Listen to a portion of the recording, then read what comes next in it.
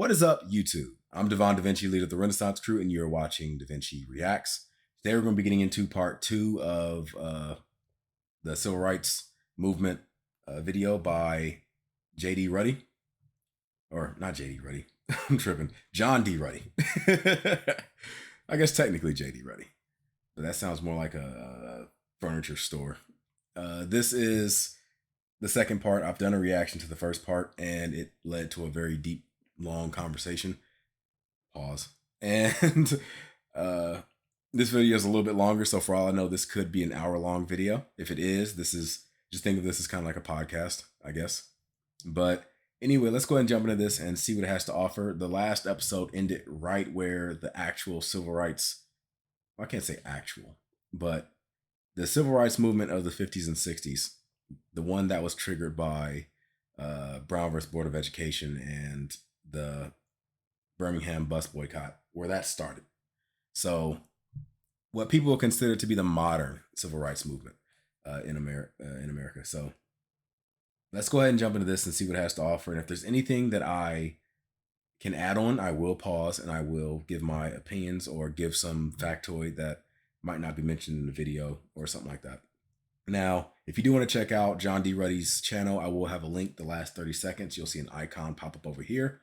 If you click on it, it'll take you to this channel. You can like, comment, subscribe, all the other good stuff. And it will have a link for the original video in the description box down below. That way, if you want to watch it without me pausing or talking over it, that is the link that you will use. And if you happen to be a reactor and you want to get to the source video, that's the link you will use to get to the video by itself. Anyway, let's jump into this. This video is brought to you by my kind supporters on Patreon. Special welcome to my newest patrons, Arwen Dew, Generic Pilot, Kilroy McNalsty, Matt, and Shane McDonough. Also, if you wish to join these folks in supporting me, you can do so at patreon.com/John D. Ruddy. I've nearly reached my goal of 50 patrons, and when that happens, I'll begin producing Patreon exclusive audio commentaries for each of my Manny Man Does History videos, where now, I'm going to pause just for a second. John D. Ruddy is a history-themed YouTuber.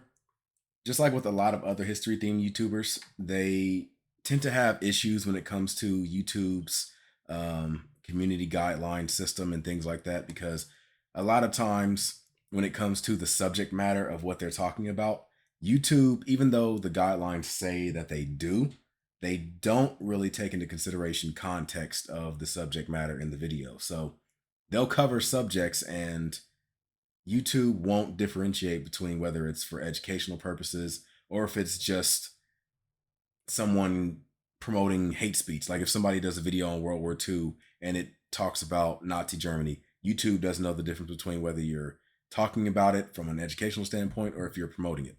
So their videos will just get demonetized. If you want to see more content like his, if you want to show support, the best way to do it is to join their Patreon. That way, even if YouTube does demonetize the video, they're still getting compensated in some way. where I pause the video and point out all sorts of little details of how I made it along the way, and the history too, you know. If you haven't already, please subscribe and hit the bell icon for all of my videos. But without further ado, I am proud to present to you the long-awaited Civil Rights Part 2. Content warning for racial violence. Because it upsets me when I see history YouTubers making videos talking about how their channels are being striked and threatened over the content they make. Just under a century after the 13th Amendment ended slavery, except as a form of punishment, African Americans continued to struggle against the systemic racism which was baked into the foundations of the country. As progress was made, there was always pushback from white supremacists through barriers to voting, Jim Crow laws, and straight-up violence and murder. While groups like the NAACP were slowly achieving progress through the legal system, the lived experience of many black people on the ground didn't seem to be moving fast enough. The time for protest and direct action was at hand. Not to mention, in the 50s, you see stuff like this, but even worse, if you go back to the 10s, the 20s, the 1890s, things like that, there were situations where people were just flat out lynched for the minimalist of situations and there was no consequences. Like the people that did it, I've talked about it in another video. In some cases, you would see lynches that had environments akin to um, a carnival where people will like take pictures and get souvenirs from the bodies and things like that. Like they would treat it as if it was some type of spectacle. And nobody, not only was no, like, because in the 50s and 60s, things were starting to change where when people were doing stuff like this, in some cases they were finally being charged. Now, don't get me wrong, when they were charged, they were usually not given proper punishment. Like the people that murdered Emmett Till, I believe they only got like a couple. No, they were found not guilty. The people that killed Medgar Evers, the person that killed the three civil rights workers, initially they were only given like a couple weeks in jail for flat out murder. Even though they were convicted of murder, they were only given like a couple weeks in jail. It wasn't until the 90s when those cases were reopened did they finally, at an old age, get put in jail for the rest of their lives. But when it came to like the 10s, the 20s, things like that, like people would flat out get murdered and nobody would hold them accountable. In a lot of cases, the police themselves would participate in the lynchings and stuff. Groups such as the Regional Council of Negro Leadership had been leading protests against segregation. These groups began to strategize and provide support for black people. In March 1955, 15-year-old Claudette Colvin was arrested after refusing to give up her seat on a bus in Montgomery, Alabama. Now, I have heard of her. I haven't studied a lot, but yeah, she was someone that did it before Rosa Parks. Now, the reason why Rosa Parks became famous and someone like Claudette Cloven wasn't is because Rosa Parks was the secretary for what was the name of it? The Southern. I forgot the name of it. It's like Southern something League. I forgot what it was called, but the reason why she became famous is because she, in a way, was secretary for that group, and she knew Martin Luther King, and Martin Luther King used that incident as a way of kickstarting a boycott of Southern busing. So that's the reason why people like her tends to get lost in the pages of history, whereas Rosa Parks is more remembered. In August, 14-year-old Emmett Till was brutally murdered in Mississippi for allegedly whistling at a white woman. His murderers were acquitted. Emmett's mother insisted on an open casket funeral so people could see his unrecognizable face. Photos of his remains were published in the magazine Jet and brought international attention to the civil rights movement. In December, activist Rosa Parks would go about repeating the bus seat protest of Colvin. Various organizations thought Parks would be a better, more respectable figurehead to rally behind than Colvin, with her more middle-class appearance and lighter skin. Colorism was and still is an insidious factor in the lives of people of color. To this day, like there are still situations where there's like a somewhat divide between black people when it comes to light skin and dark skin. Like you'll see people that are lighter skin going out of the way to like make fun of people that are dark skin. Now it's hit a point where like it's starting to go both ways, where you'll see dark skinned people making fun of light skinned people as well. And usually it's more in a like a sibling making fun of kind of way. Whereas back in the day, there was like some legitimate heat because there was like favoritism, like actual favoritism in when it came to light skin and dark skin. But nowadays it's not really as serious, but it can still be a problem in certain situations. Whiteness presented as something to aspire to, while more negativity is cast towards people of darker skin. Yet another after effect of white supremacy. For more on this, check out some of these videos by T1J and Khadija Mbo. Links in the description. When Rosa Parks was arrested, leaflets were circulated to begin a boycott of the bus service in Montgomery. The spokesperson for the boycott was Atlanta preacher the Reverend Dr. Martin Luther King Jr., who became known across the country. more bus boycotts sprang up in other cities.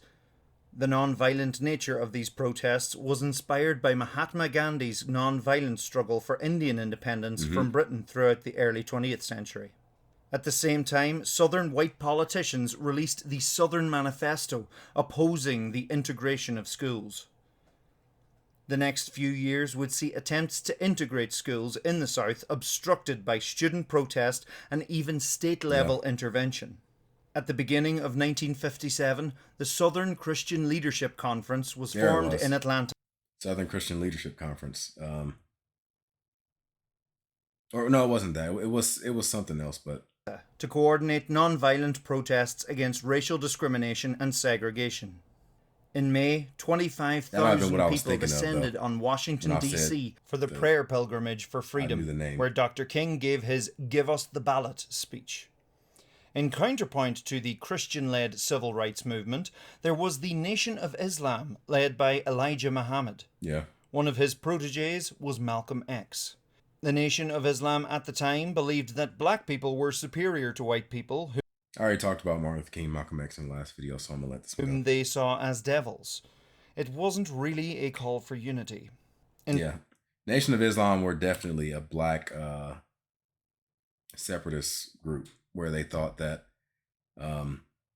it would be better strategy for black people to make their own country or community, build themselves up, and then start integrating with whites after they've established themselves. Now, I don't think that would have worked. But I will agree that black people as a whole, we do need to step up and try to better ourselves, because right now, a lot, and I'm about to speak from a personal standpoint right now, a lot of stuff you see online and things, like when you see stuff happening in the news, and whether it's the riots that happened last year along with the protests, or whether it was someone who was attacked by the police, but at the same time they might have done some type of criminal thing. Now, don't get me wrong, the police's action is excessive. Brutality, it's excessive. The interaction to the interaction that starts it is not, like when the police I guess confront someone that's doing a crime. That's not the issue. The issue is the nature in which the police respond. But there are some people on the internet that try to make the argument that, like, the person that did something didn't do anything, and it's like, no, you're giving an excuse for a bad behavior. Now, we can all agree that the nature that the police responded is wrong, but we can't sit there and pretend like there was nothing done. Just like with the protest that led to the riots last year. The protests, I am 100% for. But we can't sit here and pretend like the riots didn't happen or that the riots were justified in some way. I've seen people say that the riots were justified because, well, America was a stolen land, so they stole from this place, therefore it's okay for me to steal. No. Because first of all, America, when it was first founded, they did not steal from black people. They stole from Native Americans. So unless you're going to give that stuff that you stole to Native Americans, your argument is 100% flawed. Second of all, when it comes to that argument, it still doesn't matter. You should hold yourself to a higher standard, period. Like, I don't give a damn if, like for example, I'm sure if you've been on the internet and you're a black person and you've had discussions about racial equality or Black Lives Matter or any subject like that, you'll run into somebody that'll try to throw statistics at you like, well, black people only represent 13% of the population, but they make up almost 50% of violent crimes in America, which is a true statistic, but it ignores all context surrounding it. So you've heard those discussions. Because that statistic is a thing, if I go out and commit a violent crime, I'm not going to sit here and be like, well, I'm not doing anything no different than anybody else. You shouldn't be mad. I'm just doing what everybody else does. It doesn't matter what everybody else does. I should be trying to do above and beyond, period. As a black person, I should be trying to do better. Like some people would be like, oh well, white people do this, so why? So when a black person does it, how can you get mad at that? Because you should hold yourself to a higher standard. It doesn't matter what they're doing. You do this. It's like when you're growing up and your parents are telling you, uh, don't do something, but your friends are doing it. And you go, but they're doing it. Your parents going to tell you, like, I don't give a damn what they're doing. You keep your ass over here and you stay out of trouble. Like, I don't care what they're doing. So looking at them and going, oh, but they do, it doesn't matter. It don't matter what they do. Hold yourself to a higher standard and do better. That goes for anybody though, not just black. But I say that because as a black person, I would want to see black people come out of the situation that we're in right now, because there is systematic racism, there is injustice, there is different things like that. But the last thing we need to be doing is giving people a reason for why they can uh, discriminate against us or disenfranchise us or anything like that. Like, we should be trying to be the absolute best of the best. And then when they do something that's discriminatory, everybody else looking at it can be like, oh, they're literally doing nothing and they're still being discriminated against. As opposed to someone that is currently in the process of committing a crime and being discriminated against, people, especially that silent majority I was talking about in the last video, they'll look for any type of excuse to justify what's happening. So if somebody's a criminal and they're doing something and the police are over excessive, the people looking at it are still gonna be like, yeah, but they're still a criminal. Like, they're gonna have some type of justification in their mind. If in order to kill that, you have to be absolutely squeaky clean, the best that you can be. Is it fair? No. But is it reality? Yes. Whom they saw as devils. It wasn't really a call for unity. In September, 9 black students in Arkansas were blocked from entering Little Rock Central High School by the National Guard. President Eisenhower would federalize the Arkansas National Guard, taking power from the governor of Arkansas and ensuring the school would be integrated. School integration in the South was like pulling teeth.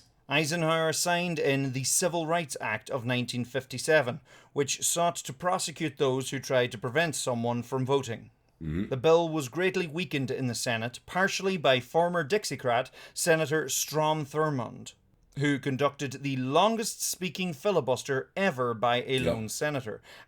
And that was against the Civil Rights Act. At 24 hours and 18 minutes. While in Delaware, the finance minister of Ghana was refused service in a restaurant.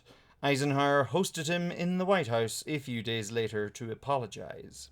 Oops. The end of the 1950s would see various southern state bodies and governors trying to prevent integration, while the federal bodies such as the Supreme Court pushed against them. States' rights indeed. Exactly. In 1960, 4 black students in Greensboro, North Carolina, sparked a series of non-violent sit-in protests when they were refused service at a white-only Woolworth's lunch counter. An Alabama grand jury indicted Martin Luther King for tax evasion because of course they did. In the wake of these non-violent sit-ins, students in Raleigh, North Carolina, formed the Student Non-Violent Coordinating Committee, often known as SNCC. Supporters of these protests faced violence and terrorism. Many of the sit-ins were working, though, with businesses agreeing to integrate. Yeah, if you've seen the pictures of the people doing the sit-in protests at the diners and at the counters in diners, it's crazy. Like, you see people going up to them, like hitting them, throwing stuff at them, pouring drinks on their head and stuff while they're just sitting there. And it's like, why? My question is, why do you have that level, like that type of reaction? I just think, you watching this video, if you're watching this video, if you were in a situation where someone, even if it was someone you didn't really like, were sitting in a diner and they were told to leave and they were like, I'm not going to leave, would you, who's someone not even hired by the diner, not associated with the diner in any way, would you get up and start like attacking or pouring stuff on these people's heads? Or anything? Chances are you won't. Like, it's not really your problem. It's not a situation that involves you. It's like, why would you even feel the need to like step up and do that? And why would you have that level of hate and vitriol in your heart that you would be cool with seeing someone do something like that and you think, yes, that's right, that's what they deserve. Like, it makes no sense. Eisenhower signed That's the in part that gets another me civil every rights time I bill like to see those penalize pictures. those trying to prevent someone from registering to vote. Meanwhile, in Alabama, Dr. King was acquitted of tax evasion. At this time, the Nation of Islam had possibly up to 100,000 members. In October, Dr. King, along with 50 others, were arrested during a sit-in in Atlanta. King was sent to prison but was freed after Northern Democrat Robert F. Kennedy intervened. In New Orleans, Ruby Bridges became the first African American child to attend an all-white elementary school in the Mm. South. In December, I believe she's the one that has that legendary picture, that painting of her walking across a brick wall that had like the N word spray painted on it with like tomatoes smashed against it, as if they were throwing them at her, and she's getting like escorted by uh, U.S. Marshals towards the school. child to attend an all-white elementary school in the South. In December, the Supreme Court managed to outlaw segregation on interstate buses and in turn their bus terminals. With this in mind, the Congress of Racial Equality organized groups of people to ride the buses, testing the new laws. The Freedom Riders were met with fierce violence and incarceration throughout the Mm. South, but that didn't stop the Bull movement from Connor. growing. Dr. King joined the Freedom Riders and a congregation of 1,500 people in Montgomery. They came under siege by an angry mob, and Robert Kennedy, now Attorney General, sent federal marshals to protect the civil rights activists. He then petitioned the Interstate Commerce Commission to enforce desegregation of interstate travel. Throughout the summer, the U.S. Department of Justice began talks with civil rights groups to establish the Voter Education Project. The Southern Christian Leadership Conference began citizenship classes to help black people register to vote. Once again, they were met with fierce white supremacist violence and murder. After months of Member of pressure House of from the Freedom Representatives. Riders, What did that fierce say? white supremacist violence and murder. Acquitted for Lee's murder by an all-white jury despite a dozen eyewitnesses. After months of pressure from the Freedom Riders and Robert F. Kennedy, all interstate buses needed a certificate saying seating aboard this vehicle is without regard to race, colour, creed, or national origin, by order of the Interstate Commerce Commission. Freedom Riders continued to test these rules, making sure they became a reality. Some were arrested in Albany, Georgia. Dr. King arrived amidst the hullabaloo, and he too was arrested, yet again. King's trial was ultimately postponed and he left town. 1962 saw more protests and more backlash. The FBI monitored and wiretapped many involved in the movement. In Los Angeles, after the LAPD raided a mosque, Malcolm X wanted to enact violent revenge against them, but lacked the support from Elijah Muhammad. In Sasser, Georgia, that September, 2 black churches, which were being used for voter registration meetings, were burned down. James Meredith attempted to enroll in the University of Mississippi, being the first black student there, but he was barred. The Supreme Court once again intervened, Meredith was enrolled, and white people rioted, killing 2 people. That November, President Kennedy signed in an executive order to ban segregation in federally funded housing. At the beginning of 1963, new governor of Alabama, George Wallace, infamously called for segregation now, segregation tomorrow, segregation forever. Okay, I'm gonna mention a couple things about George Wallace. First of all, to get this out of the way, George Wallace was like almost the caricature of racial hatred in the 60s. Now, I heard later on in his life he changed his ways and even had like a black grandson or something. But still, the things you did in your life definitely had lasting consequences. But the reason why I wanted to talk to him about him in particular is because when it comes to race relations in America, race and politics are very well tied together. And one of the things that people tend to talk about when it comes to race and politics is the switch of the political parties, the Republicans and the Democrats, or at least the voters of Republicans and Democrats switching parties. Now, everybody knows that in the days of slavery, the Democrats, for the most part, were the ones that supported slavery, and the Republicans, for the most part, were the ones that were against slavery. But as the 60s and 70s, or the 1960s and 1970s came around, if you look at the political, the presidential, what am I looking for? The electoral maps of the presidential elections in 1964 and 1968 and 1972, you'll notice an interesting switch where the South, which before would predominantly vote Democrat, and the North that would predominantly vote Republican, switched, or at least in 1968, the South went to an independent party, and in 1972, it went to the Republicans. Now, the reason why I mentioned that independent party is because that independent party is the party that a lot of Dixiecrats move to. Because a lot of times when you hear about the switch of the parties, a lot of conservatives will say things like, "Well, if you look at the members of the Democrats, nobody switched over to Republican except for Strom Thurmond. No other Democrat switched, so there was no switch." That is wrong. First of all, a lot of those politicians did switch. It's just they didn't switch to the Republicans. They switched to that independent party that won the South in 1968, and that independent party is called the American Independence Party. That party still exists to this day.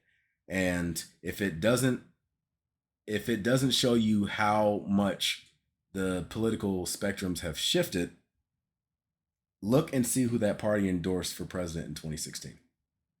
That party that was formed by former Democrats.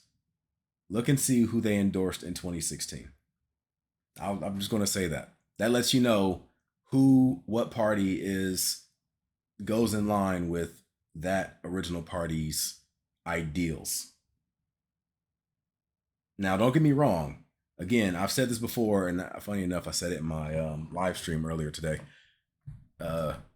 When it comes to Democrats and Republicans, I think both don't truly care about the state of the Black community in America. I don't think they really care too much about the progress of Black community. I think what both of them care about is getting Black voters on their side, and that is it. When it comes to Democrats, they'll come out and they'll pander and they'll do the dances, they'll play the music. You'll see Hillary Clinton on Breakfast Club radio show talking about how she always carries hot sauce in her purse and this, that, and the other. Yeah, they'll like pander and do the dance and stuff. But then after voting season's over, they don't incorporate anything that helps the community. Like, they'll get the vote, but then once they get the vote, it's like, all right, thank you. I'll see you next election. But that doesn't mean that Republicans care either. Republicans only want the vote. So they'll sit there and try to take advantage of the way, like, they'll take advantage of Black people that have just opened their eyes a little bit to how politics work, but they haven't fully looked up like how to verify sources, certain like the right things to look up and things like these types of people only are looking for something different.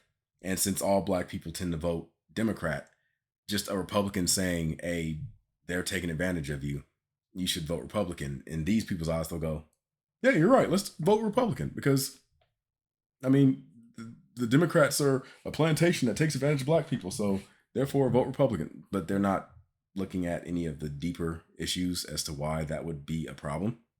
Personally, I think that what should happen is you should go third party or create a party. That would be the best solution. I think that's the best solution for politics in general. I think there should definitely be more parties involved. It should not be just a regular two-party system, because at the end of the day, both parties work for the same donors. And no matter how much one side fights and the other side fights, at the end of the day, when it comes to things involving the donors, they're both going to be down with it. So there was, in fact, a political shift. Even if you want to sit there and argue that none of the politicians officially shifted from Democrat to Republican or vice versa, the voting base absolutely did. And all you got to do is look at any political map to see that the voting base did, in fact, switch. And because of that, the people that came out of them voting bases, the future the future representatives and senators and presidential nominees and things like that came out of those bases now reflected the new direction of those parties. So the people that were leaning on the left that voted Republican, now they're voting Democrat, and the people coming out of that community that fall more on the progressive side tend to be Democrat. The people that were on the right that usually voted for Democrats, now that conservative base has moved over to Republicans, and the people coming out of that are now listing themselves as Republicans. Throughout April and May, civil rights groups held daily mass demonstrations in Birmingham, Alabama.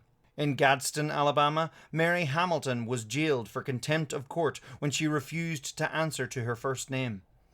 In courts at the time, white women were addressed as Miss, black people simply by their first names. Hamilton wanted the same courtesy extended to her and all people of color. Later, the Supreme Court would agree. Several movement leaders in Birmingham were arrested, including, once again, Martin Luther King, who, while in jail, wrote a letter to the people saying how they have a moral responsibility to break unjust laws, to act now rather than waiting for the courts, which may take forever. Also, let me speak quickly on this. A lot of people nowadays try to pretend that they would have been down with Martin Luther King, or Martin Luther King was this big pioneer and this loved figure. No, when Martin Luther King was alive, he was considered one of the most hated people in America. Like, I see a lot of people talking crap about people like Colin Kaepernick, or LeBron James, or some other black uh, public figure that speaks on racial issues, and they try to compare him, like, be more like Martin Luther King. The same people saying this are the same people that would have had a problem with Martin Luther King, because Martin Luther King did not wait until it was convenient for you to talk about racial issues or to talk about civil rights or anything like that. He would make sure that if he had any opportunity to, he was going to do whatever he could to draw awareness to civil rights issues or racial issues. And I know for a fact, if you had an issue with people kneeling during the flag, you would have had an issue with Martin Luther King, because he would have had marches going up and down the streets all in your neighborhood. He would have had people sitting at the counter of diners in front of you while you're trying to wait for your sandwich. He would have had people up there having sit-ins. He would have had people standing in front of public restaurants and stuff like that, just sitting in front of the building, making sure that the owners were aware that they were in front of their doors. A lot of people would have had issues with that. And it's funny that you see people try to say that, like, Martin Luther King is this, Martin Luther King is that. It's amazing to me. And it goes into the whole political shift, because a lot of people say, like, Martin Luther King was a Republican. He would have been a Republican. No, he wouldn't have. Martin Luther King. If you're calling Joe Biden a communist, then you would have been calling Martin Luther King a 100% verified communist, because Martin Luther King actually went to some of those communist meetings and talked to communists. So without a doubt, you'd have been calling Martin Luther King a 100% communist. There's no way outside of that at all. It's amazing to me, because Joe Biden is someone that actually had, like, talked against busing. He was somebody that would have had a problem with Martin Luther King at the time too. Now, I'm not saying whether Joe Biden changed or not. He could have. I'm not going to sit here and speculate. But at the time, he was arguing against busing. So if you have a problem with someone that isn't even as far as Martin Luther King, and you calling him a communist and all this other stuff, oh, y'all would have had a field day with Martin Luther King. And I don't have a problem with conservatives. I do have an issue with the Republican Party. I have an issue with the Democrat Party too, but not as much as the Republican Party. But I have no problem with conservatives. But the idea that people saying, like, oh, Martin Luther King would have been Republican, would have been on our side, no, he would not have. Y'all would have been talking crap. There would have been all types of videos and stuff on Fox News where they were just, anything he did would have been an issue. They would have spun it in some way to make you have an issue with Martin Luther King. I guarantee it. Injustice anywhere is a threat to justice everywhere. The Birmingham Children's Crusade saw over 1,000 children and students on a youth march arrested. Protesters were met with fire hoses and police dogs. This is what I was talking about in the Dr. last King video. and the thousands of jailed demonstrators were released, helped by singer and activist Harry Belafonte and Robert F. Kennedy. With all this coming to a head, a truce was negotiated and businesses agreed to roll back segregation laws, and the long month of mass demonstrations in Birmingham came to an end. Just in time for the Ku Klux Klan to let off 2 bombs and spark a massive riot across Killing the for city. little girls. In June, as Vivian Malone and James Hood attempted to enter the University of Alabama, Governor George Wallace stood in the schoolhouse door in protest. Deputy Attorney General Nicholas Katzenbach asked him to step aside. Also, that American Independence Party I was talking about, 1968 was the first year that they participated in the presidential election. And remember I mentioned that Independence Party won the South. The American Independence Party was the one that won the South. And George Wallace was their nominee for president that year. Deputy Attorney General Nicholas Katzenbach asked him to step aside, but he wouldn't budge. It took National Guard Brigadier General Henry Graham with a presidential order to remove Governor Wallace. That same day, President John F. Kennedy promised a civil rights bill for the next week, asking for the kind of equality of treatment we would want for ourselves. The following day, Medgar Evers, field secretary of the NAACP, was assassinated in Jackson, Mississippi. That summer, 80,000 black people registered to vote in Mississippi to show their desire to participate in the political system. On the 28th of August 1963, 250,000 people, mostly African American, took part in the March on Washington for Jobs and Freedom, organized by the Big Six: John Lewis, Whitney Young, A. Philip Randolph, Martin Luther King, James Farmer, and Roy Wilkins. Dr. King, upon the steps of the Lincoln Memorial, gave his immortal speech, "I have a dream that one day this nation will rise up and live out the true meaning of its creed. This cadence is perfect. We hold these truths to be amazingly. self-evident that all men are created equal." In September, schools in Birmingham were integrated by National Guardsmen. 5 days later, the 16th Street Baptist Church was bombed by the Ku Klux Klan, killing 4 young girls. In response to this, James Bevel and Diane Nash began the Alabama Voting Rights Project. That November, President John F. Kennedy was assassinated in Dallas, Texas. He was succeeded by his vice president, Texas Democrat Lyndon B. Johnson. In January 1964, the 24th Amendment abolished poll taxes for federal elections. Another roadblock to voting was removed. In Mississippi, freedom libraries were opened and run by volunteers, helping improve African American literacy. That summer, the Mississippi Freedom Democratic Party was founded to challenge the all-white representatives at the Democratic National Convention. In Tuscaloosa, Alabama, police tear-gassed, beat and arrested peaceful protesters, beginning a march to the county courthouse.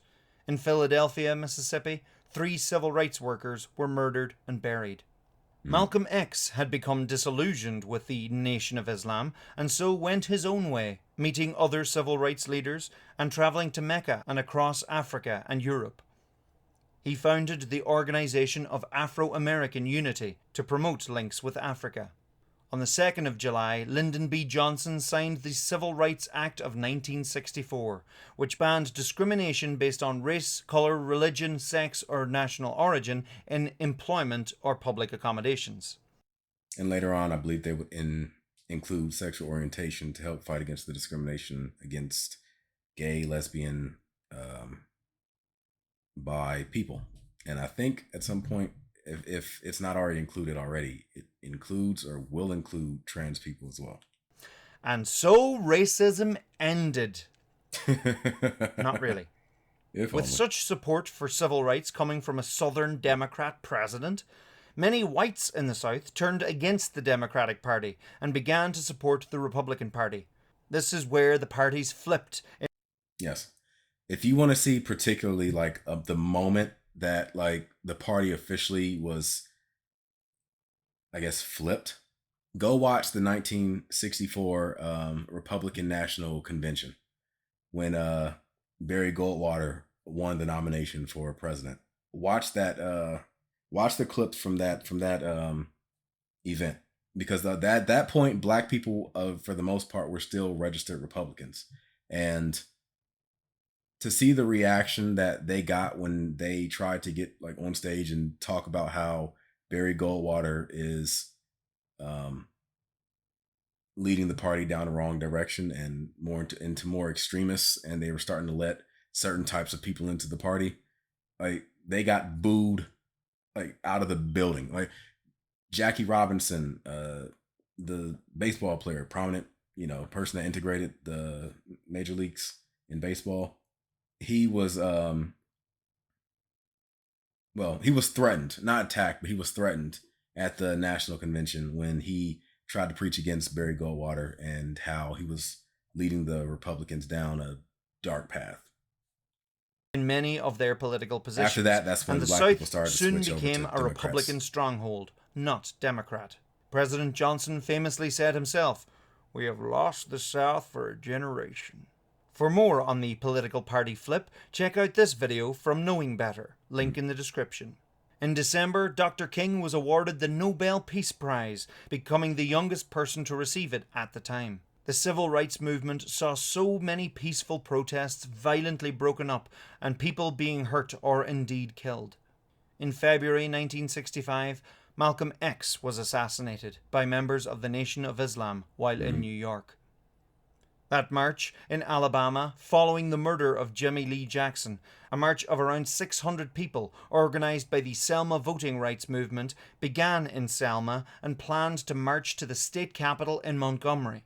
When they went to cross the Edmund Pettus Bridge, state troopers were there to block them and brutally attacked them. 2 days later, clergy from all across the country joined the protest and attempted to cross the bridge again, but Dr. King called them back. That evening, Boston minister Reverend James Reeb was beaten to death by the Ku Klux Klan in Selma. Days later, President Johnson urged Congress to pass the voting rights bill, using the protest phrase, "We shall overcome." The marchers in Selma successfully crossed the bridge and began the 5-day journey to Montgomery. Dr. King delivered a speech on the steps of the state capitol. "How long? Not long, because the arc of the moral universe is long, but it bends toward justice." Hours later, activist Viola Liuzzo was shot dead by another KKK terrorist. That one is a very interesting story with her, because she was carpooling with a black person, and the person that was the people that killed her, the Klan's members, they saw her drive by with the black person in the car with her, and I don't know if they thought that they were like a interracial couple or whatever, and I think they were trying to kill the black person, but she got killed in the process. As you can imagine, they didn't really lose any sleep over it, because in their minds she was y'all know the term that they use for white people that are okay with black people at the time.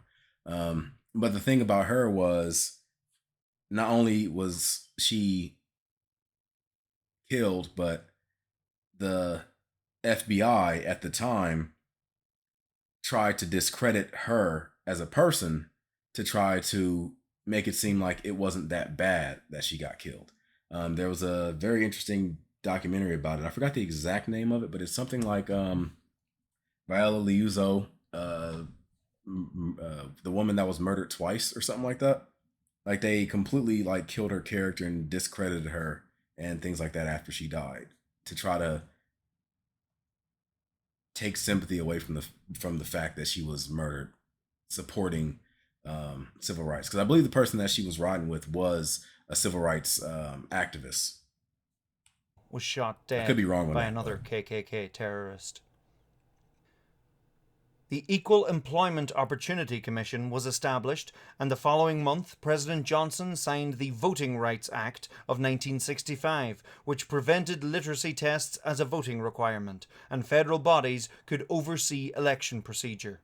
Progress was being made, but there was still far to go.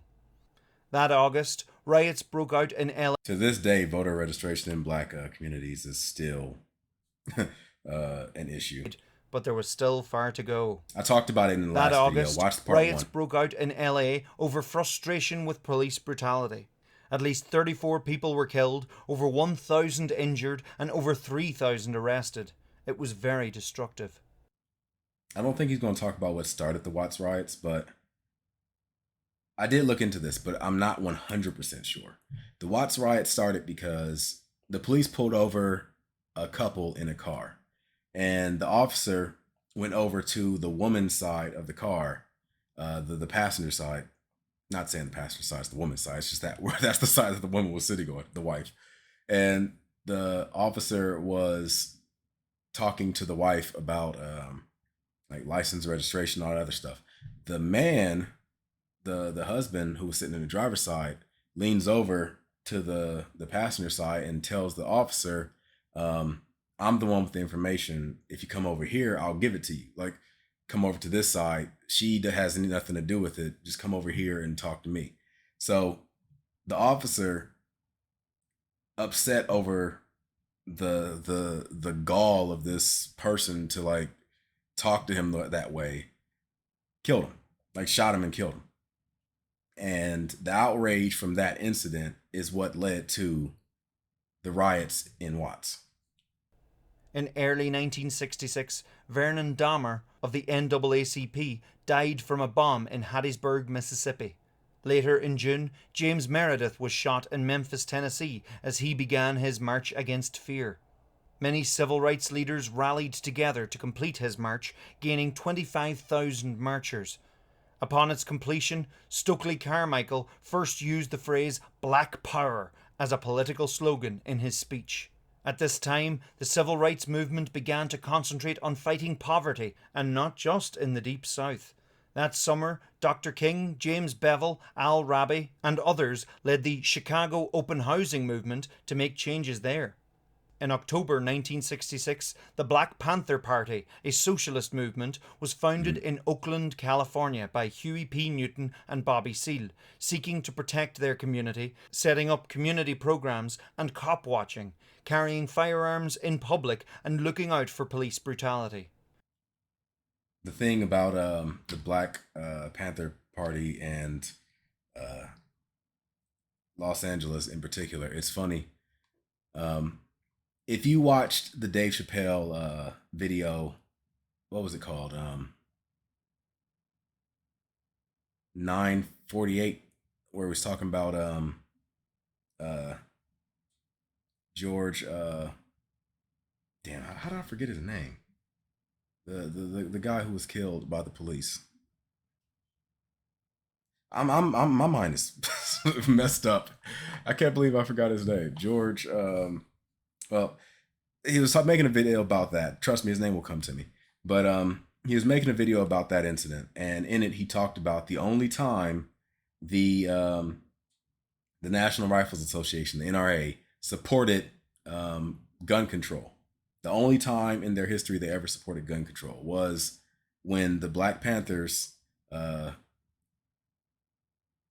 went to the State House in California with rifles and pretty much just stood on the steps, went into the building, trying to talk to members and politicians to try to get change. They had guns on them. Now, the guns they had were legal. They were legal. They were legally carrying them and everything. But the only time they and Ronald Reagan, who was governor at the time, supported gun regulation was in that one incident. The following year, the state of California got rid of open carry laws, funnily enough. At this same time, the USA was well and truly involved in the war in Vietnam, with thousands of troops being drafted all the time. In April 1967, Dr. King spoke out against the war and indeed against capitalism, saying, "When machines and computers, profit motives, and property rights are considered more important than people, the giant triplets of racism, materialism, and militarism are incapable of being conquered." This lost him a lot of support from the establishment, including President Johnson. In June, the Supreme Court ruled that blocking interracial marriages was unconstitutional. Throughout the long, hot summer of 1967, communities across America burned with riots. The pot beyond the Deep South had well and truly been stirred. Despite the progress being made in the legal system, things were nowhere near fixed in a country with deep, deep wounds yet to scar over. Thurgood Marshall became the first African American justice of the U.S. Supreme Court, which was exciting. In 1968, in Orangeburg, South Carolina, highway patrol officers opened fire on protesters on a university campus, killing 3 people. After 2 African American sanitation workers were killed in a trash compactor in Memphis, Tennessee, while on duty, other sanitation workers went on strike, demanding better conditions and more pay. Dr. King came to Memphis in support of the strike and delivered his mountaintop speech, saying, "Well, I don't know what will happen now.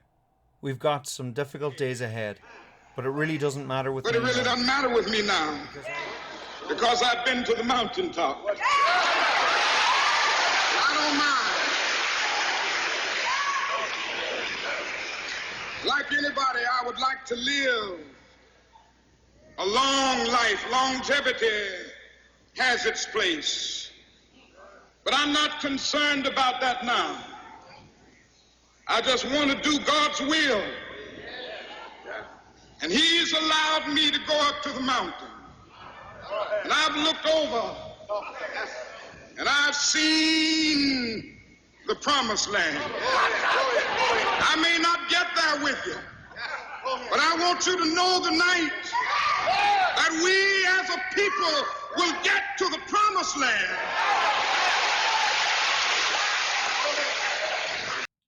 The crazy thing was he was assassinated the next day.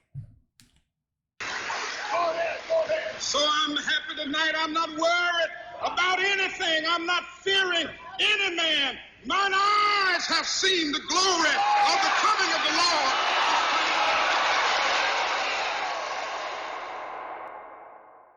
The next day, April 4th, 1968, despite his non-violent stance, Dr. Martin Luther King Jr.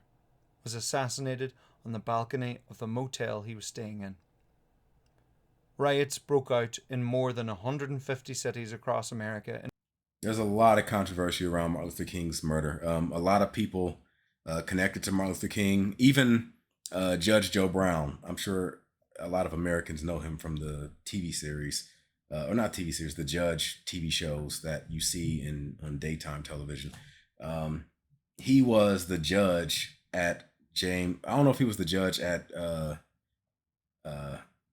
James Earl Ray's trial, but I do know that he was one of the people that was in charge of like the commission to see, like to oversee the assassination of Martin Luther King. And his conclusion was he didn't think James Earl Ray did it. And a lot of other people, including like people that are related to Dr. King, don't believe James Earl Ray did it. I've heard a lot of interesting, I guess, theories. I'm not sure if these are true or not, but I call them theories because I haven't looked it up to see for sure if it's like I haven't verified it. But I've heard that the police force on that day was called away from Dr. King's location at that time. So there was no police in the vicinity of his hotel when he got shot. And there was a lot of interesting things about like James Earl Ray and how he's always been like a small time criminal. Like he never really did anything too crazy, but then all of a sudden for him to go from this to assassinating someone seems kind of iffy. I'd have to look more into it, but yeah, there's a lot of like different theories as to what really happened with Martin Luther King's assassination. in response to Dr. King's murder in the balcony of the motel he was staying in. Riots broke out in more than 150 cities across America in response to Dr. King's murder. The African American community, and indeed the world, had lost a great leader. President Johnson declared a national day of mourning. James Earl Ray would later be convicted for Dr. King's murder. Days later, President Johnson signed the Fair Housing Acts to ban discrimination in selling, renting, and financing houses, and it also tightened laws around rioting.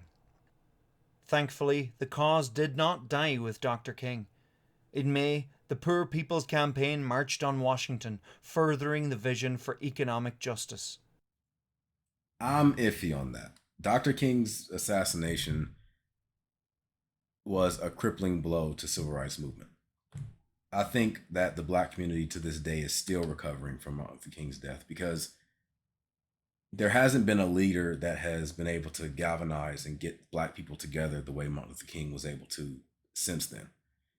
Ever since then, any leaders that have stepped up have completely crumbled under the pressure of that situation. So we haven't seen a leader since then. And not to mention the fact that the FBI at that time with their COINTELPRO program, that's kind of redundant, COINTELPRO,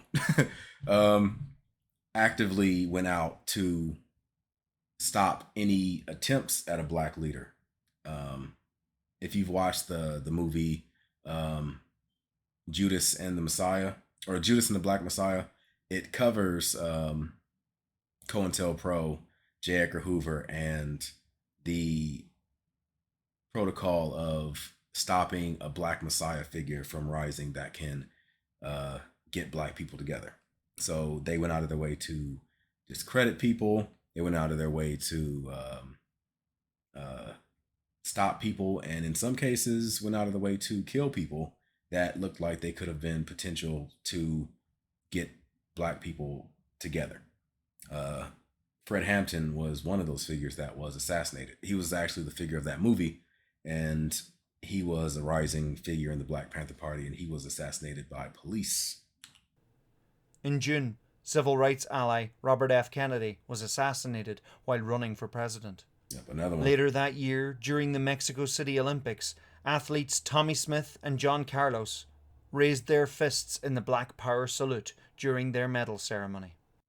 Also, another thing, I somehow feel like me winning silver will be the last remembered part of this moment. The funny thing is, the guy, I believe he was an Australian athlete.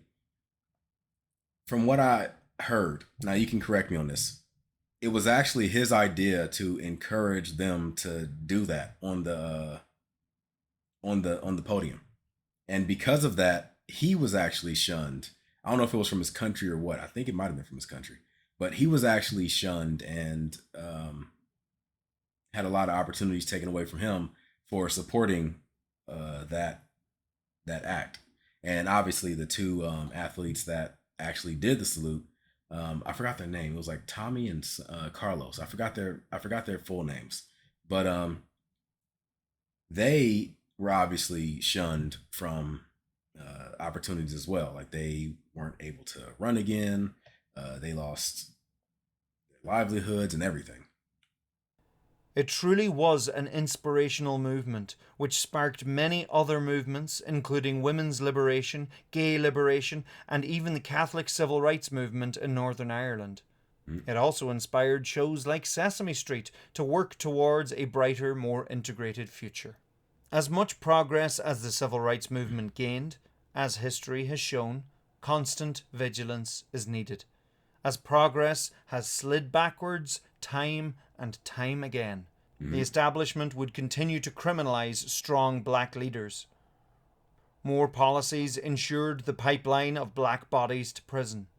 The so-called war on drugs, started by President Nixon and kicked into overdrive by President Reagan, saw a massive increase in the incarceration of black men. The Southern strategy was a very insidious method to distance conservatism from the overt racism of the likes of George Wallace. Exactly. And I'm going to keep this paused here because I have a lot of people that, especially the ones that try to talk about uh, there not being a political shift between Republican and Democrat. Lee Atwater was advisor to President Reagan and President Bush. He was someone that was tied to the campaigns of Strom Thurmond, and he was chairman of the Republican National Committee um, later on. This is his direct quote, and he's on tape. You can get this on YouTube. It's there's audio for it of him discussing how the Republicans were able to um, pick up votes by exploiting racial tensions in America. He talked about in the past, you could just be straight up overtly racist, but as time went on, being straight up overtly racist would hurt you politically. So there were dog whistles and keywords that people would use to indirectly talk about holding back black people while not outright saying you're holding out back black people. Like when you talk about supporting busing, or when you talk about states' rights, or when you talk about uh, certain things when it comes to poverty and welfare. Like you're talking about things that disproportionately affect black people. So by being against those things, you're being against black people, but you're not outright saying you're against black people. It's just, oh, I'm against this thing. It just so happens that it affects mostly black people. That's just a coincidence. I'm really just against this. Like that's what it was about. It changed the narrative from Negroes to thugs and made race a subtext rather than text. Black people would strike out against injustice, and the now fully militarized police force would come down hard on them and allowed the image of dangerous, unruly black people to be perpetuated as the dominant image. President Clinton's 3 strikes and you're out policy saw even more black men thrown into prison. Mm-hmm. And as we learned about the 13th Amendment abolishing slavery, it doesn't count for those being punished. Yep.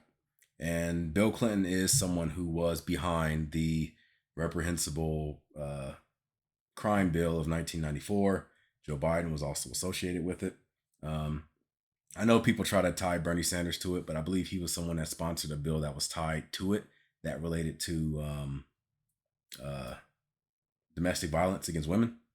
That was also associated, tied into it. And Bernie Sanders has come out and said that the reason he voted for the crime bill was because that bill was attached to it, and he felt that the domestic violence bill was important or too important to not vote on. Now, I would not necessarily agree with that because I feel like you could have made that bill by itself and not mess with the crime or not supported the crime bill, because that would have, I feel, had longer ramifications to it than not supporting the domestic violence bill. Like I said, you still could have made that bill, just not vote for this one because that's attached to it. But yeah, this goes in line with what I was talking about when it comes to Republicans and Democrats. If either of them feel like they can get votes off of creating some imaginary or some blown up version of a boogeyman, they'll absolutely do it. That's what politicians would love, to have some type of person that they can point to and say, hey, vote for me. I'll protect you against that. That's what all politicians want. This is over an hour. I knew it was the election of Barack Obama saw the first African American becoming president. This allowed many people to relax and believe that racism was over. It's never over. Yeah. Racism is something our brain does to try and make sense of the world super quickly. It's about being aware of when our mind makes these assumptions and whether they're based on facts or what we've been conditioned to believe. Yeah. When it comes to the idea of white privilege, and I'll talk about Black Lives Matter in a minute because I have a discussion about that too. When it comes to the situation with white privilege, when people say it don't exist, I don't think they really understand what white privilege is. And part of that isn't their fault, because a lot of people that, even black people, when they use terms like white privilege, they don't know what they're talking about. It's a lot like how when people say something is racist when what they might really mean is prejudice. Racism has a very distinct definition. Or when they try to say that black people can't be racist when what they really mean is they're talking about systematic racism, not racism generally. But they tend to mix those definitions up, so it just muddies waters, and people go, "Oh, well, I don't see it, or I don't that doesn't make sense, so I don't think it's real." Like, that's not the case. And I've talked about this before. White privilege is the perception that someone has when they see a white person compared to when they see a black person. A lot of times it's through prejudice, or it's through stereotypes, or what you've been exposed to in the media or whatever else. If you are walking down the street, and I can tie it like this. There are certain traits that people have associated with good, and there are certain traits that people have associated with bad. If you see someone walking down the street with glasses and a suit and their hair done in a nice way, you would associate that with good. Before you even knew the person, you would associate it with good. If they were in a room with everybody, if with other people that just were dressed normal as all hell, you would probably associate that person with being the most level-headed of everyone in the room. That would be a privilege in a way, because that person didn't do anything to gain that idea of what you have of them. That's just what's there. The thing is, in America, even if you don't feel this way, the problem is a lot of people do feel this way. Black skin is an attribute that people would put in the bad category. So those things I talked about earlier, you put in good category. But the thing is, the bad category, the stuff that you would normally put on, like, let's say, face tattoos, a shaved head, someone that walks around with like a tank top, someone that is really big and burly, someone that has tattoos all over them, somebody that cusses and swears all the time. Those attributes are bad attributes, or in society, we consider them bad attributes. If you see someone walking down the street with a face tattoo, with a tank top, and a shaved head, and they're walking towards you at night, chances are you're going to treat that situation different than if they were an old lady on a walker walking down the street. Like, you would treat those two situations different just off of perception. And the thing is, with a lot of people, black skin is also something that is thrown into that category with face tattoos and certain hairstyles and certain ways of being dressed. So when like a cop that has that prejudice, even if they don't acknowledge it, if they are seeing two cars driving down the street, one car has a white person in it, the other car has a black person in it, in the cop's mind, if the cop was going to stop somebody, let's say both of them are speeding, if the cop was going to stop somebody, looking at that situation, they'll think it's more likely that the black person did something compared to the white person. So they're going to stop the black person because they feel there's more of an odd that that person might have a criminal record, or that person might have some type of baggage tied to them that would lead them to making the stop worth something. Now, again, that's more so just prejudice, but that's what white privilege is. White privilege is the idea that like black skin isn't seen as a negative, or that white skin isn't necessarily seen as a negative. Black skin more often than not is seen as, or I won't say more often than not, but black skin stereotypically is seen as a negative, because a lot of times when people see black, they associate it with thugs, or they associate it with gangs, they associate it with drug dealers, or they associate it with something that they've been exposed to, whether it's in the media, or whether it's in movies, or whether it's in music videos, whatever else. And don't get me wrong, black people, we don't do ourselves any favors when we make music and stuff like that where we're glorifying it or promoting it or just like talking about these things as if it's something to be proud of. We don't do ourselves any favors with that. So in a way, we are also contribute to the white privilege that goes on in America as well. That's something that we need to take accountability for, but it is there. So that's what I have to say on it. And I will likely pause it again after he talks about Black Lives Matter a bit, because that is something that I want to talk about in some detail as well. The Black Lives Matter movement arose from a continuing pattern of injustice and black people being killed by police. Today, the United States has the highest percentage of people in prison in the world. The fact that many prisons are private businesses actually creates a demand for prisoners. Go capitalism. When we look at American history, it's amazing to see how much has changed, but also how much has stayed the same. The South complained about the interfering federal government from the days of Thomas Jefferson. When the enslaved people gained their freedom, many in the establishment did their best to move the goalposts to stop certain people from voting. As progress was made, the goalposts changed. In 2013, the Supreme Court ruled parts of the 1965 Voting Rights Act were unconstitutional, allowing for states once again to make up their own election laws without federal oversight. The goalposts continue to be changed. It's almost as if there are those in the land of the free who want less people to vote. Yeah. Donald Trump's presidency helped in rolling back many of the civil rights gains as many white supremacists regained the confidence to come back out into the open. Racism has not gone anywhere. Something is rotten in the States of America, and indeed beyond. At least the 1964 Civil Rights Act was the gift that keeps on giving, clarifying rights for LGBTQ plus people in 2020.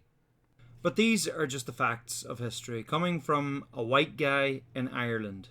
Go and listen to people of colour. Listen to their stories, their diverse perspectives, their experiences. Okay. I'm done here now.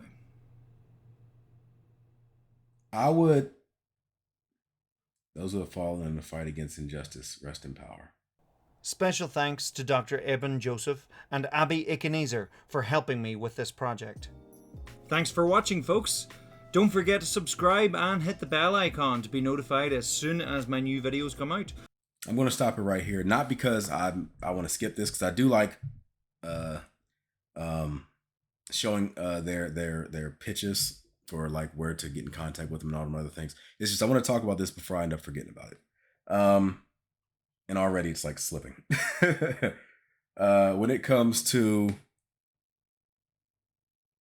Black Lives Matter, I'm going to talk in some ways for and in some ways against. The Black Lives Matter movement I have no problem with, so I'm not talking about that at all. The Black Lives Organization is what I tend to discuss. Now, I'm going to talk about the things that I have a problem with when it comes to Black Lives Matter, the organization, and I'm going to talk about things that either I support or I feel things that people unfairly try to attach or will associate with Black Lives Matter. Some of the things that make me not support Black Lives Matter, the organization, one is how fractured it is. There is no central control as to an overall message, getting everybody on the same page and using the same tactics to getting certain stuff done. In one city or one state, you might have Black Lives Matter doing completely peaceful, nonviolent things, and then in other ones, you might have them taking over a gas station because the people perceive the gas station to be racist, even though the gas station didn't necessarily do anything that's racist. So it's like there's no central control when it comes to how they handle things. I think that not only does that not help, but it's going to be a detriment to Black progress, because if you just allow anybody to claim to represent you, if they're doing certain things that go against what you want pushed, like nonviolent protest and things, then all it's doing is hurting you, because no matter how much you claim to be nonviolent, if you have people out here doing violent things while associating themselves with you, then you have no message. Whatever moral high ground you're trying to use is gone. That's the reason why when it came to like the protest of last year, they were the people that had an issue with trying to push police reform and showing support for Black Lives Matter and things like that. They were able to scapegoat uh, the rioters onto the protesters and associate it all together to completely muddy whatever movement the protesters are trying to do, because the rioters at night would come through and would take advantage and steal and attack and things like that. So what should have happened was, when the Black Lives Matter protesters in the day were doing their thing, they should have stepped above and beyond to make sure that anybody that had any intentions of taking advantage, of trying to use the movement to get some free shit, of trying to attack anybody, or, just go and start something simply because they wanted some action or something, they should have gone above and beyond to uh, discredit those people, point them out, let people know that these people are not with us, and do whatever they could to make sure these people faced whatever justice they needed to face when it came to the nature of what they were doing. If they were stealing, then they should have met the proper consequences for stealing. If they were out there attacking people, they should have faced the proper consequences for attacking people. Like, I think they should have gone above and beyond to completely stamp out anyone that was trying to take advantage of those protests. They didn't, and that's something I didn't agree with, and that's why I don't support the organization, because they don't have a central control. Now, when it comes to things that I feel is unjustly associated with them, first of all, the idea that the Black Lives Matter movement is some type of organization that's just designed to funnel money to Democrats, that is not the case. I know a lot of people like to point out that whole Act Blue website or whatever the hell it was, and talk about how that was affiliated with Democrats, and if you donate with that program, it's going. From what I understand, and I'm saying what I understand because I don't know 100% sure. When I say 100% sure, I mean I've looked it up in the proper sources and I verify with my own eyes that this is what it is. So when I say not sure, that's what I mean. I still have a general idea of what I'm talking about, but I just haven't verified the paperwork themselves. The organization of Act Blue is very similar to a service that you can use to get donations. And it just so happens that a lot of Democratic politicians and Black Lives Matter use the same service in order to get donations. It doesn't mean that that money's being taken and funneled into Democratic causes. It's more so we just so happen to be using the same service. Now, when it comes to the whole argument of communism and all other stuff, I don't give that any attention. People in America like to use the term communism as some type of fear mongering tool in order to get people to support them one way or the other. Half the people that talk about communism don't know what the hell communism is. Like in this video, you saw one person holding up a sign that said race mixing is communism. That is a sign that actually existed. That person, they have photos of this particular person holding up a sign that said that exact thing. In their minds, that's what they thought communism was. Nowadays, people associate communism with all types of other stuff, whether it's Hollywood, whether it's left-leaning politicians, or whether it's private businesses exercising rights in their end user agreements, which is ironic. Very ironic that people call a company that is exercising their rights as a private company communist. that blows my mind. But when it comes to that, I don't even pay attention, because like I said, those people don't even know what communism is. But something that definitely I defend Black Lives Matter with is when it comes to the naming of Black Lives Matter, because a lot of people, there was a period where a lot of people were throwing around terms like all lives matter and things like that. All lives matter, all lives matter, all lives matter. The funny thing when it comes to that subject with me is, if you recall, in America, not too long ago, we had a bill that was passed, I believe by Joe Biden, that it was the Asian American hate crimes bill, or Asian American, I forgot what it was. I think it was like the AAHI or something like that. It was a bill that they passed um, to address the rise in um, physical attacks against Asian Americans in America, mainly out of fear of the whole coronavirus thing. Idiotic people were going out and attacking Asian Americans because, well, I'm not going to say because it pisses me off, and I'm this close to like just start throwing out just insults. So I'm gonna try not to do it, but there was that bill that was passed, and don't get me wrong, that bill absolutely should have been written. Um, I'm surprised nothing like that was heavily enforced in the civil rights bills of 64 or whatever, or at least something in the 64 civil rights bill that can be used um, to help with the current situation right now. The fact that they need to write a new bill to further address that, I think is something that should have been taken care of decades ago. But that is a bill that should have been made. It was long overdue. But what I wanted to address was in that African American hate crimes bill, you never once heard anybody that was going around using all lives matter and stuff when it came to addressing Black Lives Matter. You never heard anyone come out and say, oh, all hate matters. How come you're not doing anything against all hate? The same people that were pushing all lives matter and stuff when it came to Black Lives Matter, that same energy was not being used for the Asian American hate crimes bill. Nobody was saying, oh, all hate matters, so you shouldn't even need to do this. Like, that just wasn't there.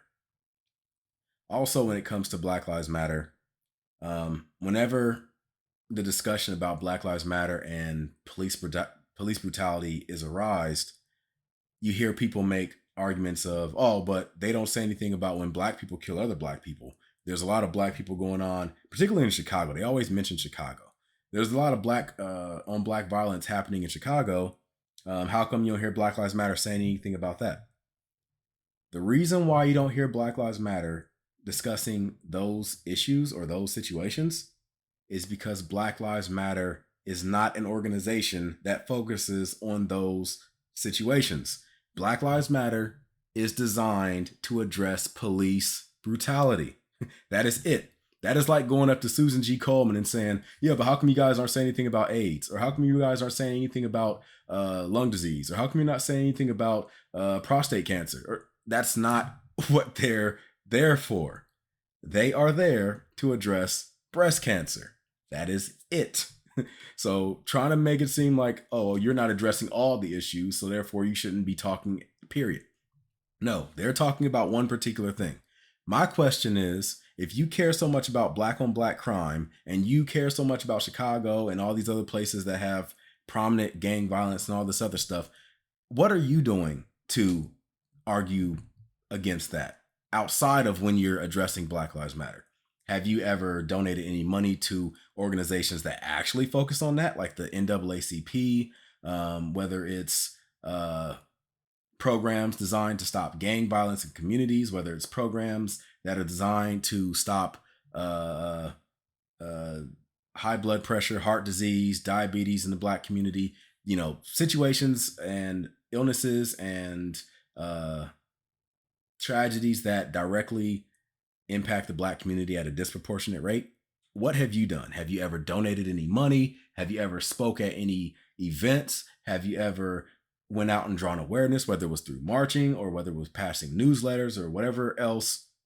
If you haven't done anything to show any support or show any awareness or whatever else of those causes, I would kindly ask you to sit down and shut the hell up, because you don't care about the issues in that community. The only thing you're using that community for is an argument to tell the people that are stepping up in other areas to sit down and be quiet. You don't care about Black on Black violence. You just like to bring it up to try to get the people that are marching for police brutality or people that are marching for inequality when it comes to jobs, whatever else. You're just bringing that up just so you can try to tell them to sit down and be quiet, because it doesn't make any sense why you're trying to hold someone else accountable for all crimes in a community when they're addressing one thing. It doesn't matter if they're only addressing that one thing.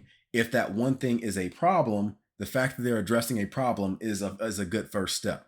If anything, if you truly care about helping those organizations get better and start drawing awareness for more stuff, then you would be trying to join them and help them and go, hey, I see that you're focused on this and that is a problem, but I think we should also try to address this. And you would come up with solutions on how to address that. Even if you're not going to come up with solutions, you would come up with ideas. I think you guys should do this. This could help out this problem in this community. I think you should do this because it'll help out this city that has a problem, whether it's with gang violence or poverty or whatever else, or drug use or whatever else. You would do that. If you're not doing anything when it comes to trying to help, then all you're doing is trying to step in the way. Sit down and shut up. I know I'm being harsh when I say that, but I say that because I know that a lot of people that use that argument, I'm not going to say everyone, but a lot of people that use that argument only do it to step in the way of progress in the Black community, or progress when it comes to in intolerance, or when it comes to equal rights, or when it comes to anything like that. That's all it is. That is all it is. And personally, I get tired of the hypocrisy, not just in the Black community, but in all of it. I'm tired of people arguing and complaining about cancel culture while at the same time trying to participate in cancel culture. I can't tell you how many times I've experienced people talk about how out of control cancel culture is, but then as soon as a company, whether it's Twitter or Facebook or Dr. Seuss or whatever the hell else, comes out and does something, everybody says, oh, we need to stop buying their stuff. We need to stop. Like, you're participating in cancel culture while you're trying to complain that cancel culture exists. The truth is, you don't give a damn about cancel culture. You just care about stuff that go against what you want. Same thing with athletes speaking on political issues. Everybody says, oh, shut up, you don't know what you're talking about. You need to just stay where you know, like where you specialize in. Don't step over here because you don't know anything about what you're talking about. But then as soon as an athlete comes out and says something they agree with, then all of a sudden they go, oh, this person knows what they're talking about. This person is above everybody else. This person absolutely deserves a right to talk about it. As a matter of fact, we're going to invite them on our show so we can interview them about their opinions. Like, you don't give a damn about an athlete's opinion. You only care about it if it goes in line with what you want. Period. Like, me personally, I don't give a damn if LeBron James speaks on something or not. I have things that I agree with LeBron James. I have things I disagree with LeBron James, mainly when it comes to his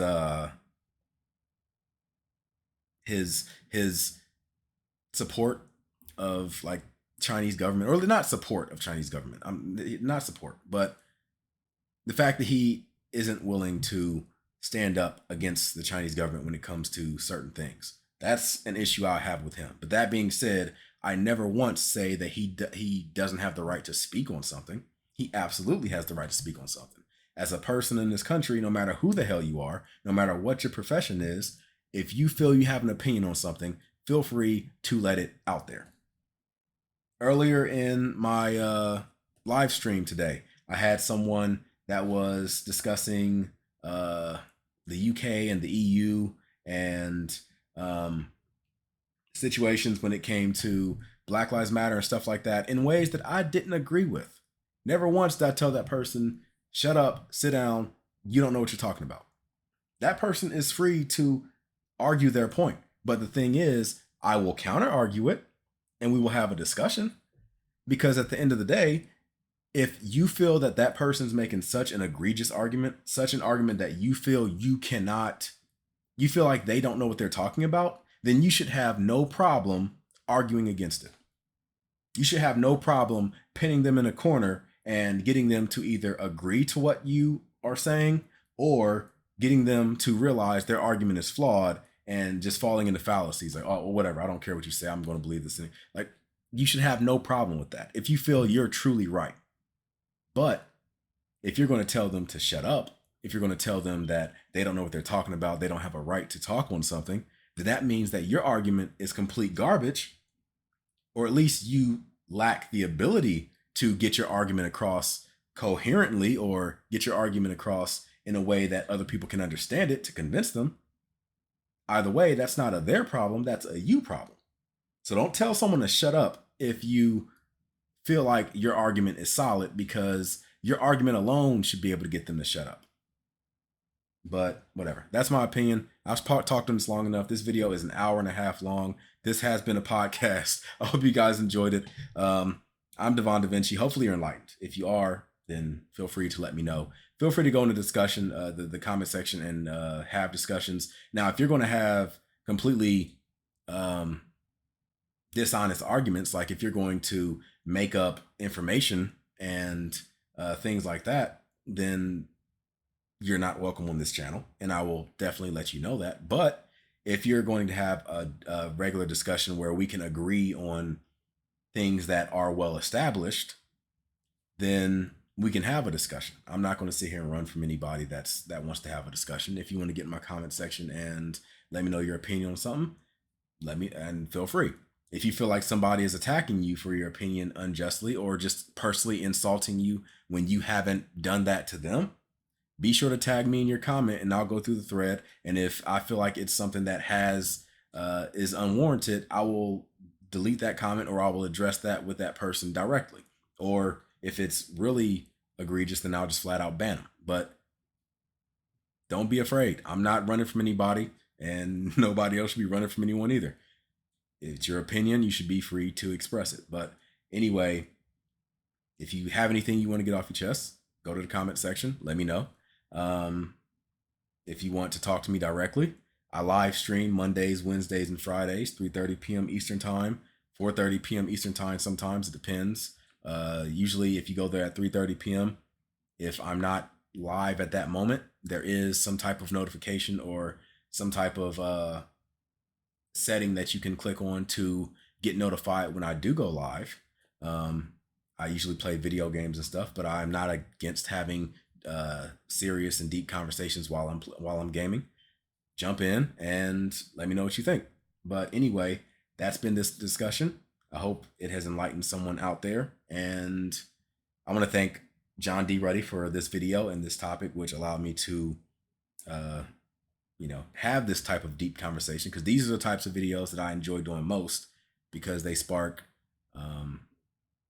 awareness of stuff, or they spark actual deep conversations that people could have. My channel isn't a safe space, so don't think that I'm going to just say stuff that you automatically agree with, and don't think that I'm going to go around blocking people that say stuff that I don't agree with. That's not what my channel's about. But anyway, I'm gonna go ahead and sign out. Again, I look forward to seeing you guys on the next video. I will have more history related videos in the future, so if you enjoyed this, you will enjoy other content that I have. Hit that subscribe button to be notified when those videos drop. I'm giving you the deuces, and I'm signing out. Peace.